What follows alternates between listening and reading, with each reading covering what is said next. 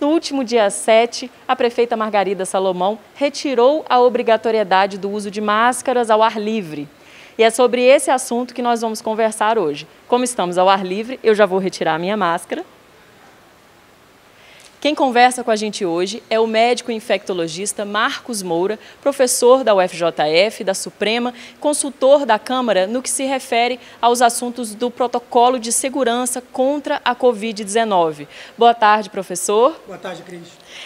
Muita gente esperava, né, por essa notícia de poder retirar a máscara e agora, finalmente, né, quando a cidade avança no programa Juiz de Fora Viva para a etapa 3, quando completamos aqui 85% da população com as 2 doses de vacina, agora finalmente as pessoas já podem ficar sem máscara, né, nos ambientes abertos. Mas assim, muitas dúvidas surgem, né? A gente queria saber, em primeiro lugar, por exemplo, por que agora sim a gente pode ficar sem máscara nos ambientes abertos? Por que agora é seguro ficar sem máscara?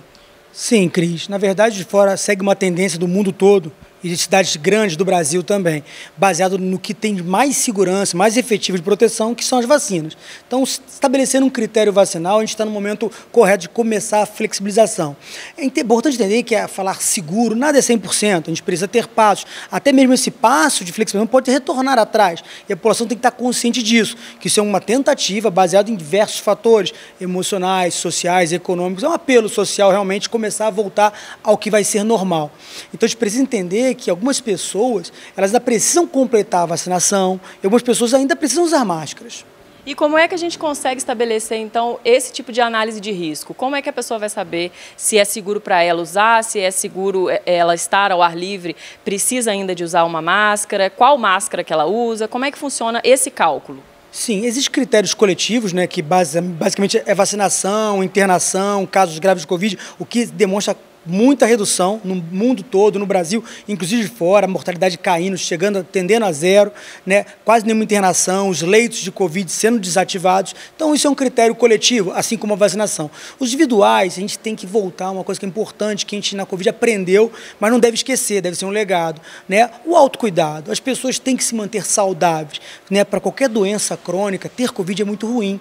Então, as pessoas que têm essa dinâmica de doença crônica, pessoas que possuem câncer, são imunossuprimidos, tem outras comorbidades, né? Elas devem ainda se manter um pouco reclusas, evitar ambientes de aglomeração e usar máscaras. Além disso, associar a higiene, o uso de álcool gel, que isso deve ser um legado da Covid. E com relação ao uso de máscaras, sempre é bom a gente voltar nesse assunto, lembrar, né, porque é uma questão de proteção. Qual o tipo de máscara que protege mais a pessoa que usa e qual o tipo que protege de forma coletiva? De forma geral, né, como não se deve usar máscara em ambientes fechados, ainda de fora, a gente tem que melhorar a eficácia dessas máscaras. Porque em ambiente fechado, com aglomeração de pessoas, o risco é grande e sempre existe. Então, a pessoa, para se sentir mais protegida, deve optar pelas máscaras N95, PPF2, são as máscaras de maior proteção individual. É claro que, ainda assim, usar uma máscara de pano, uma máscara, né, intermediária, até mesmo a cirúrgica, ela tem a proteção relativa, o que tem muita variação conforme a densidade de pessoas, conforme o risco, a higienização, a viabilidade da máscara, então a gente fica muito difícil de entender. Então, se você quer uma proteção efetiva, usar a máscara PPF2 ou N95. E em alguns casos a gente já pode considerar que a máscara veio para ficar em alguns ambientes? Sim, também eu acredito que seja um legado da Covid. A gente não pode mais entender a pessoa frequentar um ambiente de saúde, independente de usar máscara ou não, sem máscara, né? Transportes coletivos muito cheios, a pessoa deve usar máscara, a gente tem que estabelecer uma etiqueta respiratória. Quem estiver resfriado, tossindo ou doente, evitar ambientes coletivos e, se for usar transporte, usar sempre máscara, né? Eu, como médico, eu não entendo mais a gente atender um paciente sem usar máscara, como era feito antigamente. Ou uma pessoa que chega em uma situação de doença, tossindo, também usar a sua máscara, mesmo que seja de pano. Isso acrescenta a gente uma ação de confiabilidade, segurança e preocupação com o coletivo, né? Ainda com relação ao uso, né, a liberação do uso de máscaras no ambiente aberto. Quando a pessoa está, por exemplo, vamos colocar numa praça, né, ao ar livre, quais cuidados ainda são necessários? A pessoa, é bom fazer um distanciamento, quando está entrando num outro ambiente, coloca a máscara de novo, como é que funciona? A gente entende que não usar máscara em ambientes abertos, arejados, né, ao ar livre, significa que a pessoa está mantendo um distanciamento, né? Ela não está aglomerando, ela não está tempo todo próximo, contato íntimo com outras pessoas. Então, ela não precisa usar máscara, de forma geral, para fazer atividade física, para poder caminhar, poder ir até o trabalho. Então, valorizar esse momento. Agora, a pessoa deve sim carregar contigo, portar uma máscara de proteção, porque ela pode voltar para sua casa, entrar no elevador, por exemplo, ou se caminhar no lugar aberto e depois ir para um lugar fechado.